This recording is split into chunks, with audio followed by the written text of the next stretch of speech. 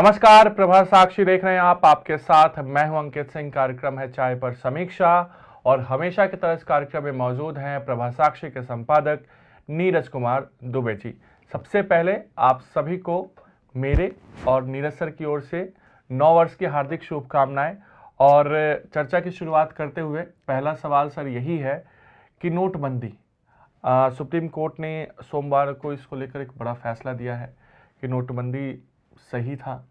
इसके साथ ही उसने ये भी कहा है कि सरकार के फैसले को, आर्थिक फैसले को हम नहीं पलट सकते हैं। क्या संदेश गया है इसको लेकर? देखिए, अगर हम देखते हैं मोदी सरकार के जो बड़े आर्थिक फैसले हैं उसमें नोटबंदी और जीएसटी काफ़ी प्रमुख थे। और चाहे प्रधानमंत्री हों चाहे बीजेपी के अन्य नेता हों, जब भी सरकार की उपलब्धियां बताते हैं तो अन्य चीज़ों के साथ साथ नोटबंदी और जीएसटी का भी जिक्र करते हैं। सरकार का ये कहना है कि नोटबंदी इसलिए की गई थी ताकि आतंक के वित्त पोषण पर लगाम लगे, काला धन पर कुठाराघात हो। और सरकार का ये भी दावा है कि आंकड़ों के हवाले से कई बार सरकार ने कहा है, चाहे संसद में चाहे संसद के बाहर, कि हम अपने उद्देश्य में काफ़ी हद तक सफल रहे हैं। लेकिन विपक्ष इस बात को मानने को तैयार नहीं होता था। और अभी 2 दिन पहले जो राहुल गांधी ने एक प्रेस कॉन्फ्रेंस की, उसमें भी नोटबंदी को लेकर उन्होंने सरकार पर हमला बोला था। पूर्व प्रधानमंत्री डॉक्टर मनमोहन सिंह हो, चाहे पूर्व वित्त मंत्री पी चिदम्बरम हो, सभी नोटबंदी के फैसले को गलत बताते रहे हैं। रघुराम राजन, जो कि आरबीआई के पूर्व गवर्नर थे, उन्होंने भी इस फैसले को गलत बताया था।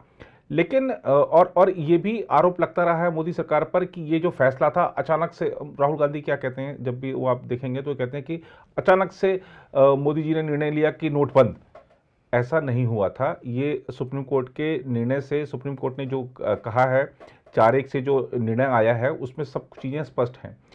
ये बात सही है कि सुप्रीम कोर्ट ने नोटबंदी के फैसले को सही नहीं बताया है। ऐसा नहीं कहा है कि ये सही फैसला था। सुप्रीम कोर्ट ने कहा है कि इसे अनुचित नहीं ठहराया जा सकता। अच्छा। तो कांग्रेस ने उसी बात को पकड़ लिया है।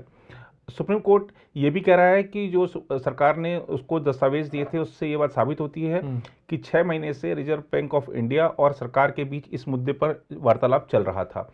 तो अचानक से प्रधानमंत्री जी को कुछ सोचकर ये फैसला लेना पड़ गया, और ऐसा नहीं था। वो सब दस्तावेज सुप्रीम कोर्ट में पेश किए गए हैं। जो 6 महीने तक बातचीत हुई थी, पत्राचार हुआ था, उसके बाद ये फैसला लिया गया।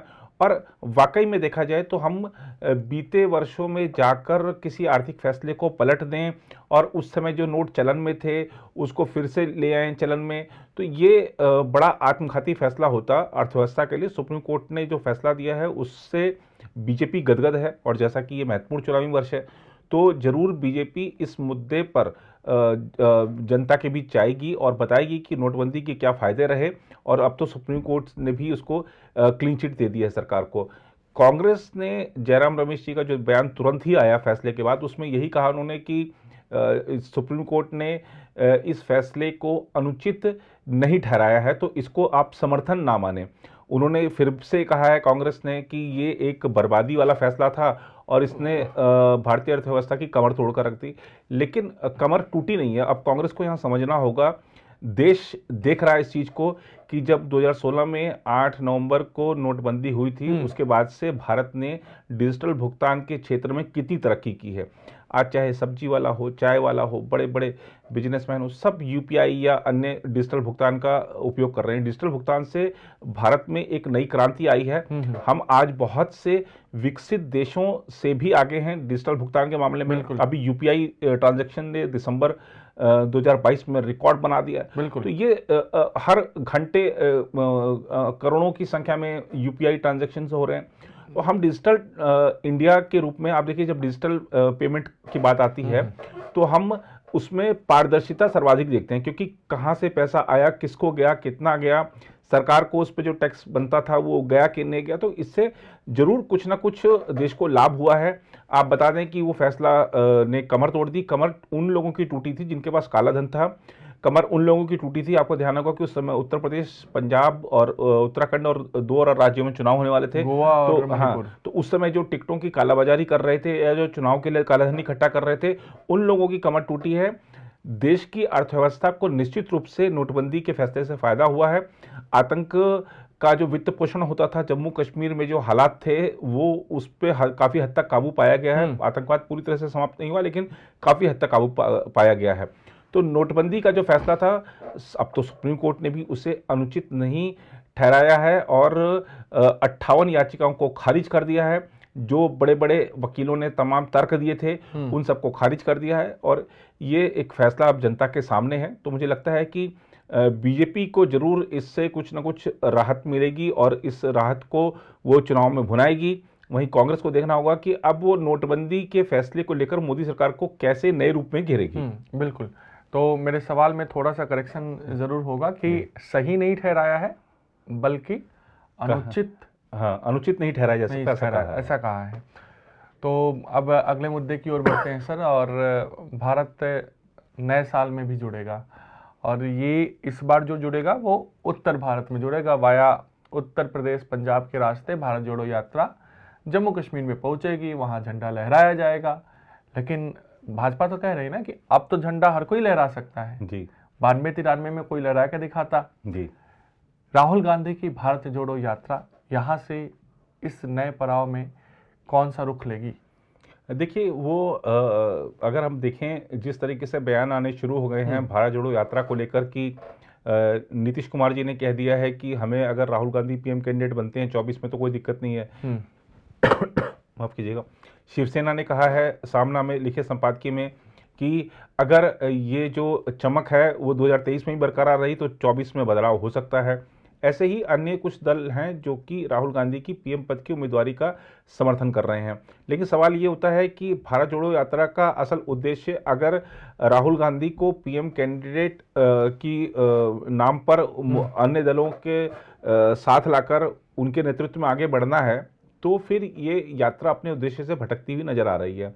अब आप देखिए कि राहुल गांधी की जो प्रेस कॉन्फ्रेंस हुई 2022 के आखिरी दिन, उन्होंने कहा कि हम सबको साथ लेकर चलेंगे। इससे पहले सहयोगी दलों को लेकर उनका जो रवैया था वो बहुत सही नहीं था, लेकिन अब वो सबको साथ लेकर चलने की बात कर रहे हैं। लेकिन आप देखिए कि भारत जोड़ो यात्रा का निमंत्रण गया उत्तर प्रदेश में अखिलेश यादव को, मायावती को, अन्य दलों के नेताओं को, किसी ने भी आने से, सबने आने से मना कर दिया है। हाँ, शुभकामनाएं सबने दी, लेकिन कोई नहीं सामने आ रहा, क्योंकि जो भी क्षेत्रीय दल आज अपनी जमीन कुछ बना पाए हैं, अपना कुछ आधार बना पाए हैं, तो वो कांग्रेस को हुए नुकसान की कीमत पर बना पाए हैं। तो वो कभी नहीं चाहेंगे कि कांग्रेस फिर से उभरे और कांग्रेस अगर मजबूत होगी तो उनकी जमीन खिसक जाएगी जो उन्होंने वर्षों से और सीमित संसाधनों के बलबूते बनाई है। तो राहुल गांधी के साथ हमने देखा कि महागठबंधन बना था 2019 के लोकसभा चुनाव में, तो वही चीज जो परिणाम थे सबके सामने है। 2024 के लिए भी राहुल गांधी को पहले ये करना होगा कि अपनी पार्टी मजबूत रखें। उनकी पार्टी के पास राष्ट्रीय स्तर पर सांगठनिक ढांचा है, वो चाहें तो अपनी पार्टी को मजबूत करके एक बड़ी चुनौती बन सकते हैं। और मुद्दों को लेकर जिस तरीके से आजकल वो सामने आ रहे हैं, उन मुद्दों पर अगर यही प्रखरता उनकी बनी रहे तो अन्य दल उनके साथ आ सकते हैं। लेकिन कांग्रेस को पहले मजबूत होना होगा, कांग्रेस को पहले खड़ा करना होगा। और अगर भारत जोड़ो यात्रा कांग्रेस को जोड़े रखती है, कांग्रेस को मजबूत बनाए रखती है, तो इस यात्रा का जो उद्देश्य है वो सफल होगा। तो कांग्रेस अगर जुड़ जाए, कांग्रेस अगर जुट जाए 24 के लिए, तो ये यात्रा सफल रहेगी। लेकिन अब हमने देखा कि राहुल गांधी ने उस दिन अपनी प्रेस कॉन्फ्रेंस में कह दिया कि मैं लिख कर दे सकता हूं कि मध्य प्रदेश में जो वहां पर कांग्रेस की सरकार आ रही है। एक आंतरिक सर्वे कराया है कमलनाथ जी ने, जिसमें कह रहे हैं कि उनके शायद 75-76 ही लोग जीत कर आएंगे। तो आप ये जो लिख कर देने वाली बात है ना, ये दूसरों को कॉपी मत कीजिए। जनता लिख कर देती है कि कौन सत्ता में आएगा, कौन नहीं आएगा। और जो जिन मुद्दों को लेकर आप आगे बढ़ रहे हैं उस पर अडिग रहिए। हो सकता है कि अब जनता का मूड क्या होगा वो तो जनता ही बता सकती है 24 में।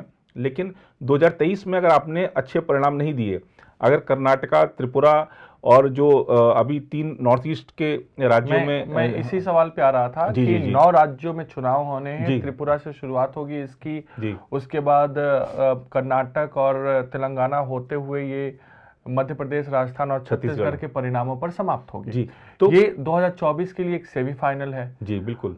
रणनीति क्या होगी 2023 रणनीति यही कि कांग्रेस को अगर 24 की लड़ाई में डटे रहना है, 24 की लड़ाई के लिए अपने को विकल्प के रूप में पेश करना है, तो इन 9 राज्यों में उसको अच्छे परिणाम देने होंगे।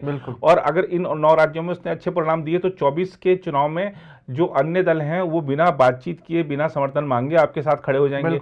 लेकिन अगर आप इन 9 राज्यों में नहीं परिणाम दे पाए, जहां पर आपकी सरकार है, राजस्थान, छत्तीसगढ़, अगर वो आपके हाथ से खिसक जाते हैं तो फिर जो दूसरे दल हैं वो भी तो सोचेंगे कि भैया इनके साथ रहेगा तो नुकसान होगा।